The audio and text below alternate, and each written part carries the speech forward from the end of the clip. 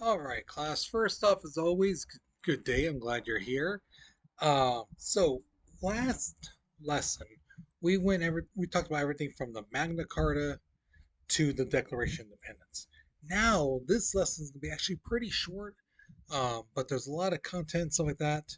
Especially on TikTok, I made one dealing with this. What I'm talking about right now, the Articles of Confederation. Um, a lot of people think that when we started this country, we went straight from the Declaration of Independence to the Constitution, and that's it. And everything was hunky dory and perfect. No, we made a big mistake with this Article of Confederation. And you're going to see why it was so bad and horrible and the problems it caused our country. Okay. So, again, this video is going to be pretty short. And again, there's a lot more content already on TikTok. Okay, so let's go ahead and get started. Also, before we begin, I just want to say I do apologize if I um, don't look too well, if I kind of stop in the middle. Because thing is, as you can see too from the background, I'm no longer in Stanford. I already did my chemo last week, and I'm not feeling quite 100% yet. And I could tell my voice is not as well, not as loud and things like that, or energetic. So I'm trying my best to give you my all, okay? But if something happens along the way, may accidentally skip some parts. I don't know what's going to happen. Um, but just help me out. Or no, see, things like that. Just things that pop in my head and then just comes out. Um, just work with me because again, I'm trying my best. And again, a lot of this extra content stuff is already on TikTok. I made it before the chemo really took effect. So you can watch that as well. So, the objective today, we're going to analyze the Articles of Confederation. We're going to examine the effectiveness and mainly the ineffectiveness of the Articles. And then we're going to create an argument on which inability was the downfall for the Articles. Now, you could pick any one of them. But I'm basically gonna be asking you which one do you think was the main one that people go, dang, this is the reason our country's hurting really bad right now. This problem, this issue. Okay. All right. So there is your warm-up picture. Okay. So as you can see, the ship is the Articles Confederation, and as you can see from the sides, it's not drawn very well, but it looks like a type of kraken thing, and on the tentacles it has different words. So what do you think this artist is trying to say? Okay, so pause the video, write your response because we're moving on in three, two, one. All right, so really quickly, the colonies win their independence at the Battle of Yorktown. They surround uh, General Cornwallis. They got him. Bam, awesome, great. Then as peace talks come and things like that, the United States is recognized as a sovereign country. Now, the thing is, what do we do? What kind of government do we have? How do we start it off? And all 13 colonies ratify, which means they sign the approval of the Articles of Confederation. This basically was a document that was on how to create the government, what the powers of the government is, what state rights are, and things like that. And the thing is, it was not really thought out very well. And whoever wrote it up and things like that did not think like in chess, two steps ahead, three steps ahead. It was just let's get this thing going. We got a new country. Let's go. Let's run this country. So one of the first things they did was each state had a vote because it was a unicameral, meaning the government was just one body. Okay. So each state got a vote, all 13 states. Okay. One vote. Now, Congress really only had 10 powers, and everything belongs to the states. The federal government, the powerful government we know now, was basically powerless. They couldn't do much. The states like California, Colorado, some of that, they had more power than the federal government. Okay. Now, what kind of powers does Congress have? Well, number one, they can make war and peace with other countries. Okay. They could send and receive ambassadors. They could enter into treaties. So if a country said, "Hey, let's discuss some extra peace terms," type of thing, well, they could do that. Um, they could raise and equip a navy. Okay, so a navy, yay, we got ships now with soldiers and some of that. Cool. But what about an army? Well, here's the thing with the army. They could maintain an army by requesting soldiers from states, meaning the government could people could not sign up for the U.S. Army. They basically had to be part of a state militia, state troops, and then the state would say, okay, you know what, okay, um, see, we got about 1,000 soldiers. Federal government will give you about 20, and there's nothing the federal government could do to say, hey, we need you got 1,000, you're just giving us 20. Come on, no, no, no, give us like 200, 300. They couldn't force them to do that. They could only request it, and the states would say yes or no, which a lot of times it was no. Now, Congress could appoint military officers, senior military officers, say. Um, they could fix the standards of weights and measures. Now, I had some students in the past ask me, what does that mean? Well, basically, it's like if you get a pound of peanut butter, you expect a pound of peanut butter.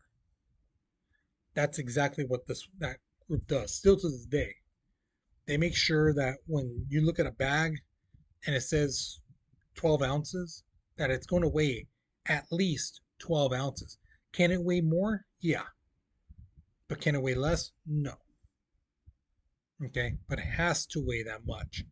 So it's a way to protect the buyers and the sellers um, in our country. Next thing is they can regulate Indian affairs. So if some native tribe has some issue with some settlers, you know, the Congress could then step in and say, okay, let's see if we can find some compromise. Congress could establish post offices, right? And lastly, they could decide certain disputes among states. So, if, let's say North Carolina and South Carolina were having an issue, Congress would then say, "Hey, well, come talk to us. We will decide." Okay. Other than those 10 things, that's it. That's all they could do. Now, what kind of problems came from the Articles of Confederation? Number one, they couldn't collect taxes. You have to remember, our country just fought a revolutionary war. We borrowed money. Now we have to pay it back. But the thing is, the government could not go to people and say, hey, you owe us tax money. They couldn't go to business and say, hey, you're importing all this goods. We need to tax that. They couldn't do that. States could. And when the federal government told the states, hey, we need you guys to like start collecting taxes for us, so we can get money and then we can start paying our bills and then we can start, like raising the navy and things like that. We can use that money for that stuff. And the thing is, the states were like, oh yeah, sure, we'll do that. They raised yeah, they collected taxes, but they collected it for themselves. And when the federal government said we need that tax money, the states were like, well, we don't got it. We don't know what you're talking about. And the thing is, the federal government could not do a thing to the states. So the biggest example I can give is like this. If you've ever had a little brother, sister, baby niece or nephew, any type of baby, and they've ever tried to bite your finger when they have no teeth, yeah, they can try to clamp down on it, things like that. But if they have no teeth, are you going to be like, oh my God, all that pain? Oh, or are you going to be like, this little booger's trying to bite me? That's exactly how the states were to the federal government. These guys are trying to bite me. You know, they think they're all, oh, so powerful. No, you're not powerful. You're a little baby with no teeth. You know, it's actually kind of cute. You think you're hurting me, but you're not. You can't. So that's one of the biggest issues that came up. Next one is that they didn't have the power to regulate trade. Okay. Now, why is that such a big thing? Because you have to remember, if a country like Spain or France is telling people in America, we will pay you um, $1,000 a pound for trees. You know, trees weigh a lot of pounds, right? So you chop down several trees, that's going to be a lot of money, right? Now, if you hear about it, do you think other people are going to hear about it? Absolutely. Chances are they already heard it before you. There are already people chopping down more trees than you could think of. And that's what happens when you don't regulate trade. People see a way to make money that's way up here, and then all of a sudden everyone starts chopping down trees, right? And then they try to sell it. Do you think that country like France is going to say, "Oh, we'll take all of them for all of our thousand," or do you think they're going to be like, "Yeah, no, we're going to only buy so much for 1,000," and you know what? Since everyone is bringing all this wood in, um, we're going to lower the price. So will you take $300 per pound or $200? And then there'll be somebody else who knows I'm not going to make any money off this, so I'm going to go lower in price. Try to sell all my lumber at a cheaper price. And that's what happens. Price goes lower, you know. So if you still don't understand, think of it like this. If Michael Jordan signed a basketball, one basketball, and you had it, how much would that be worth? It'd be worth a lot, right? Because that's the only basketball he ever signed. Now, if he signs everything from the walls, park benches, your dog's, right on your dog, right on your grandma's forehead, is his signature going to be worth a lot? No, right? Because it's everywhere. So that devalues the price. And that's exactly what happens when there's no regulation on trade. The value goes down with people here. Oh, so and so is going to pay so much for it. Okay. The other really big thing is about the laws. They can't force anybody to follow them. Congress could only advise saying, hey, this is the law we put down. You guys should be following it. And states would be the only ones who'd be like, yeah, okay, we're going to listen. Or we're not going to listen. So imagine that the federal government thing, you know, you can't drive past 65, on the highways. And the states are like, yeah, whatever, you can drive whatever you guys want. Do you think people are going to be driving one? Oh, I'm going to drive only 65? Because that's what the federal government says. If they can't give you a ticket, do you think people are going to listen to that law? No, right? They're just going to drive as fast as they want, all right? That's the thing. The government can't enforce national laws. And states could care less about what the federal government says because, again, they're like the baby with no teeth. They can't hurt them. Lastly, was the amendments. So, again, amendments are made to, let's say, like if there's a problem, an issue that, hey, okay, this is how we fix that problem.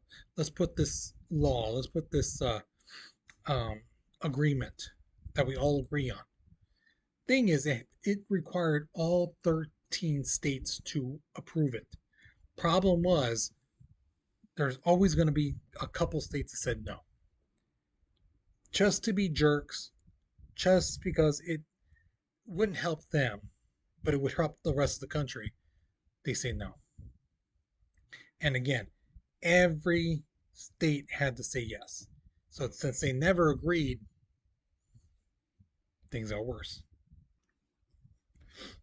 All right. So remember, I told you it was a unicameral government, meaning there was no president, there was no executive branch. So without the president to enforce the laws were just not being followed. And then also, there was no Supreme Court, there was no national court saying, yes, these rights violate people's rights, these laws, hurt people. There was none of that. All there was state courts, and they enforced and interpreted the laws to how they wanted. So some states they would take one law and say, yeah, no, this is legal, and then another state say, no, no, no, this is illegal. So if you cross the border and you were just like, hey, I'm going from Virginia to Maryland, and you just cross the border and you just, I don't know, flipping a coin. Well, in Maryland, that would be legal. In Virginia, that would be considered illegal. They could arrest you, and you'd be like, "Well, hey, it's legal over there. Yeah, it's legal there, but not here. And we're gonna arrest you." Okay, I'm just exaggerating on the coin flip, but I'm just saying that's how it was. It was horrible, and also because we couldn't pay back our loans, our country fell into recession. The our money was basically worthless. Now, the thing is, some states did what I call the stupidest thing you can do. Okay.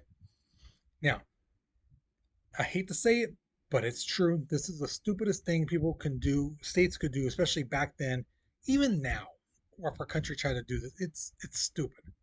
Now, I know some of you guys might be thinking when I explain it to you, you might be thinking, well, that makes sense. Why can't we just do that?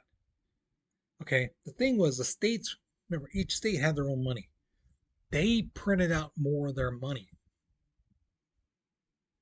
to try to pay off debts and things like that. Why is that stupid? Because the thing is, guys, you have to remember, just like I told you about the Michael Jordan thing, right? The more there is of something, the less it's worth. And especially back then, money was connected to gold. So let's say, hypothetically, a state had $1,000, right? And they also had 1,000 pounds of gold. So that means $1 equaled 1 pound of gold. Okay, 1,000 pounds of gold, $1,000. So you could exchange that dollar for a pound of gold. Now imagine this: you have that in your head, and all of a sudden the state decides the next morning to print out 10,000 copies of the dollar. So now instead of $1,000, only be 1,000. Now there's $10,000. So now you get your dollar, like, hey, I'm going to get a pound of gold. You go to it and they give you 1/10 of a pound of gold, and you're like, what's this? Oh well, that's how much that bill is worth. No, no, no, no, no. It's worth a pound. No, no. The state printed out more money, and so that's all you're getting from that dollar bill. Again, that's what happened. The devaluation of the dollar. So they thought, oh, we'll just simply make more dollars. Yeah, but when they had to cash it in and get gold, their money was worthless. Okay. Now, anytime, anytime there's something like this happens, a recession, a tariff, something, farmers are usually the first people to get hit, and they get hit hard. And that's what happens with this guy named Daniel Shea. Daniel Shea leads a rebellion in Massachusetts. He loses his farm. He can't pay the taxes, and there's more new taxes coming up. So he basically gets like 1,200 men, and they go out and about trying to kind of overthrow the government. It takes a month to put down the rebellion, but it wasn't the federal government army to put it down. It was the state militia, the Massachusetts militia put down the rebellion. And this made people just realize if 1,200 people can almost overthrow the government, what would happen if 2,000 people, 5,000 people, felt betrayed by the government and went against it? Then our country is back to square one. And what are we doing? So they needed something better than the Articles of Confederation. They realized the national government needs to be strong. It needs to have teeth, or else anyone could just walk all over it. All right. So here's your question for this lesson. Let me move up this little video thing. All right. So, of all the problems the Articles of Confederation created, which one do you believe was the worst and why? So, do you think it was the whole thing about they can't collect taxes? Do you think it was the thing about how they can't regulate trade? You know, that they couldn't force anyone to obey laws, that they couldn't make amendments, try to right the wrongs, you know, or the fact that they had no president, someone to make sure that laws were being followed?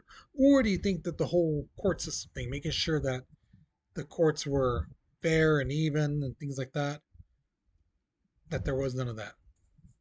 So, which one do you believe? Do you personally believe was the worst problem and why? Okay. Now, once you are finished with this question, you're done with this lesson. So hopefully you learned something new. Hopefully you enjoyed it. Next lesson, it's going to be on the Constitutional Convention. We're going to be talking a little bit more in depth about the Constitution, the problems, the issues that came up about it, and how we got to where we are right now. Okay. So, with that being said, you guys, you take care, you be safe, and I'll see you guys later, okay?